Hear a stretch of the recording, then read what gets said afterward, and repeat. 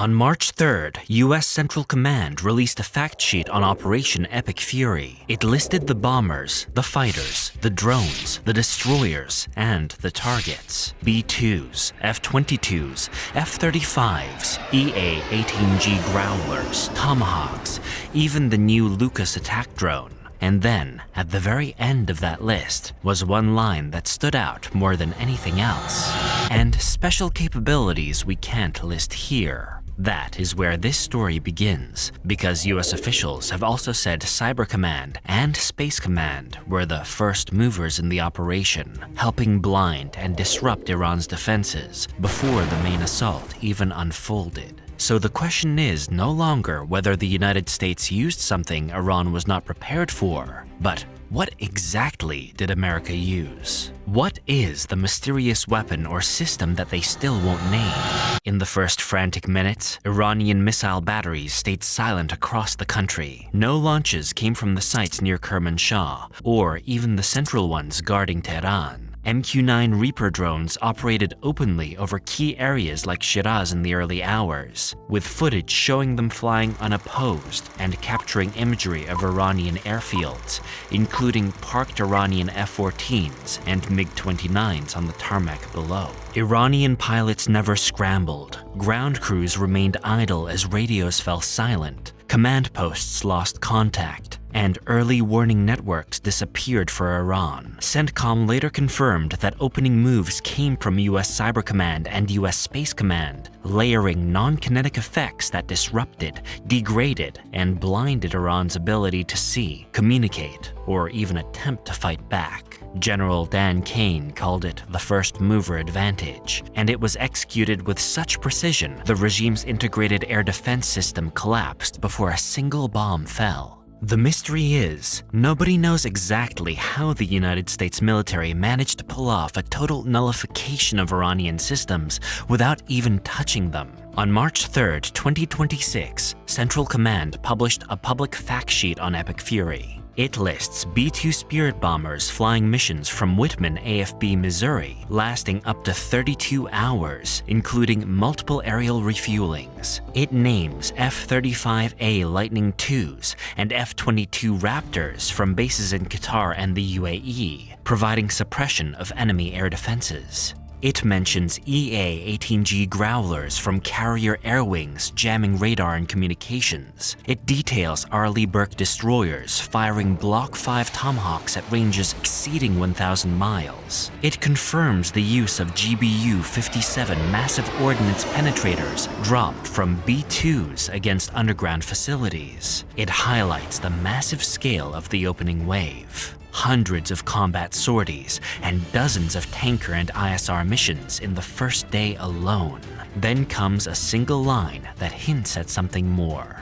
And special capabilities we can't list here. That line at the end of the list, in bold, as if to say, if you think we had a lot of firepower before, you have no idea what power we really have these days. The document is unclassified, but the weapon that crippled Iran's communications remains a secret. That single line sparked instant speculation across defense circles. Just days before Epic Fury kicked off, CENTCOM's task force Scorpion Strike quietly fielded a new, low-cost, one-way attack drone called Lucas, modeled after Iran's own Shahed series, but built faster, cheaper, and smarter with American guidance.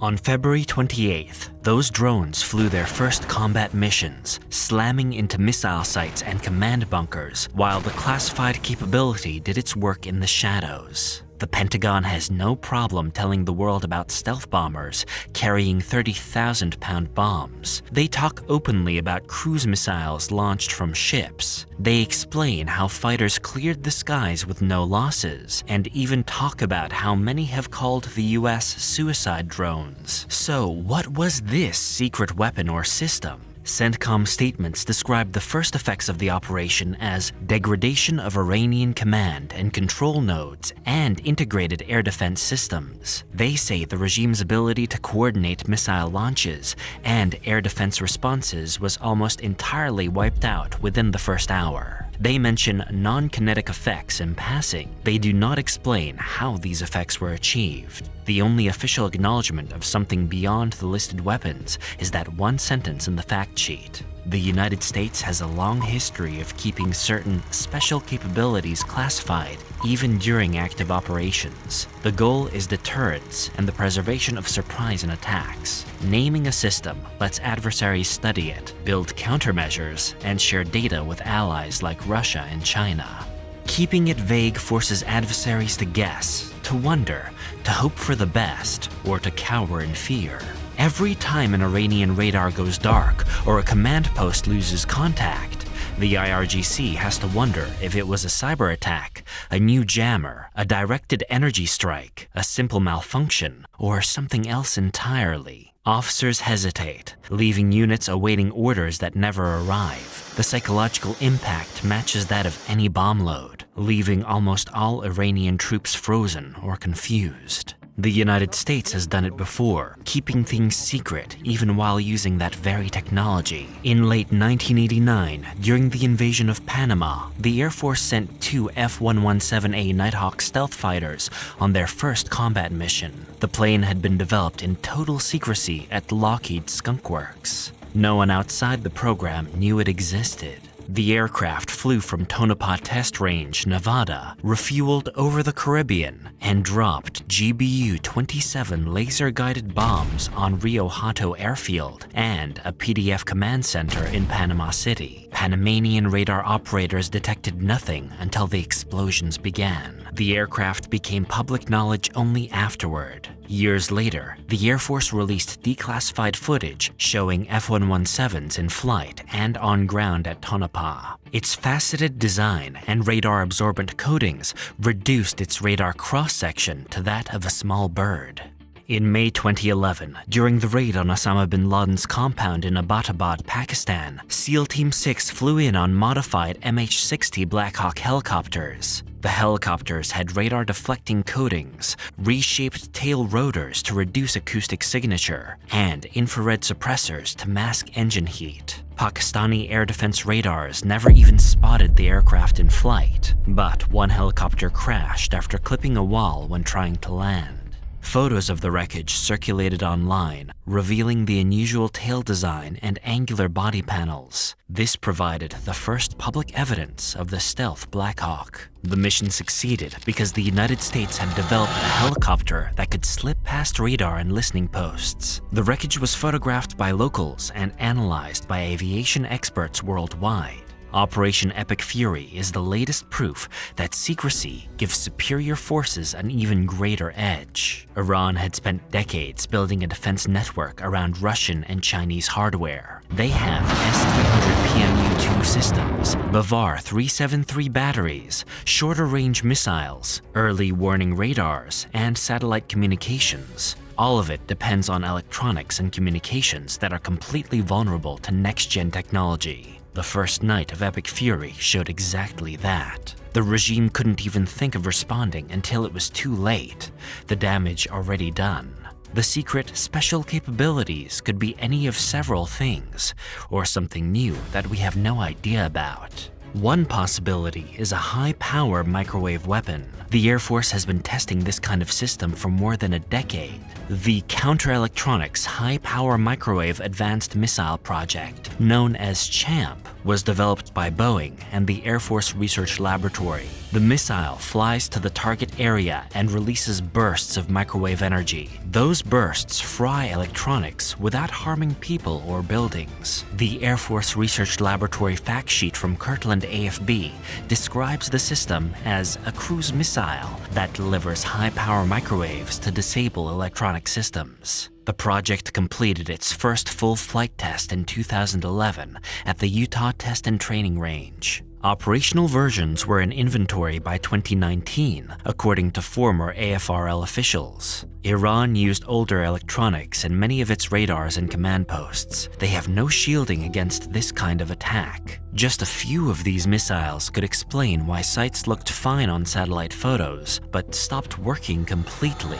A newer contender in the mix comes from advanced electromagnetic pulse technology that the Air Force and Navy have pushed hard in recent years. Unlike older nuclear EMP concepts that blanket wide areas and risk massive civilian fallout, these are precision, non-nuclear EMP devices designed for targeted electronic kills. Facilities like the Navy's NAW-CAD EMP lab at Patuxent River rigorously test U.S. systems for hardening against electromagnetic threats. Offensive directed energy work is led by the Air Force Research Laboratory and delivers pinpoint electronic kills. Reports and briefings indicate that by 2025, prototypes of these non-nuclear precision EMP systems achieved targeted disruption over dozens of miles. There was no visible damage to structures or people, just screens and lights going dark. A single aircraft or drone-mounted EMP burst could fry entire networks in seconds, leaving hardware intact but useless. Recent Air Force spectrum warfare advancements enable waveform tweaks targeting specific frequency bands in enemy radars and communications gear. Combine that with high-altitude burst techniques and precise strikes, and the effect multiplies dramatically. Another piece of equipment that could have been employed, possibly hand-in-hand with CHAMP or EMPs, is a hypersonic weapon that moves too fast for Iranian defenses to respond. The Army's long-range hypersonic weapon, known as Dark Eagle, reached initial fielding in 2026. The Congressional Budget Office report from January 31, 2023, updated through 2026 budgets, described the system as a ground-launched hypersonic glide vehicle with a range of 1,725 miles. The Air Force's Hypersonic Attack Cruise Missile uses scramjet engines for sustained hypersonic flight from F-15E and B-52 platforms. The Navy's Conventional Prompt Strike equips surface ships and submarines. These weapons arrive so quickly that warning time shrinks to minutes. The plasma sheath during flight blocks radar detection. These weapons can maneuver mid-course to evade interceptors. Iranian defenses cannot counter speeds exceeding 3,800 miles per hour or unpredictable trajectories, both of which modern American tech can achieve. A strike on a bunker or missile site would occur before any warning. Another option is space-based electronic warfare. The Space Force operates the counter-communications system, the Meadowlands upgrade, announced by Space Systems Command back in May of 2025, improved the system's ability to detect, identify, and disrupt adversary satellites. The 16th Electromagnetic Warfare Squadron runs the platform. Meadowlands enables a single operator to control multiple missions with remote automation and a small deployment footprint. It jams uplinks and downlinks to blind satellites without physical destruction. Iranian military communications and drone control rely on satellites. If those links were cut, units on the ground would lose coordination. The 4th Electromagnetic Warfare Squadron provides these capabilities to combatant commanders. The system uses frequency-agile waveforms and open architecture to adapt quickly, and Iran's older satellites lack modern anti-jamming protection to counter it. Targeted interference would make them useless during critical periods. Beyond any of these weapons, the real power of that single line, special capabilities, is the doubt it creates. Iranian officers just see equipment fail for no reason. They lose contact with higher command or their own troops. They wait for an explanation that never comes. They can't issue orders or call for reinforcement. Every blackout feels like an attack they can't see or stop, and it is exactly that. Going against the current state of the US military, Iran is like a man trying to stop a train or a bus with his bare hands, and now they have to do it blind, deaf, or more confused than ever. CENTCOM acknowledges these disruptions in briefings but gives no details, keeping certain technologies secret for good reason. The silence keeps enemies on edge and in the dark, sometimes literally. The operation isn't over. B-2 bombers keep hitting deep targets in Iran, and carrier planes fly round-the-clock missions. The defenses Iran built over decades are breaking down because America brought something they never prepared for and couldn't prepare for. When the classification finally lifts, the world will see how far ahead the United States really is technologically. But until then, we are all left wondering, what was the classified capability that turned Iran's defenses to stone in minutes? Leave your guess in the comments. Subscribe and enable notifications for updates on Epic Fury and US military strength.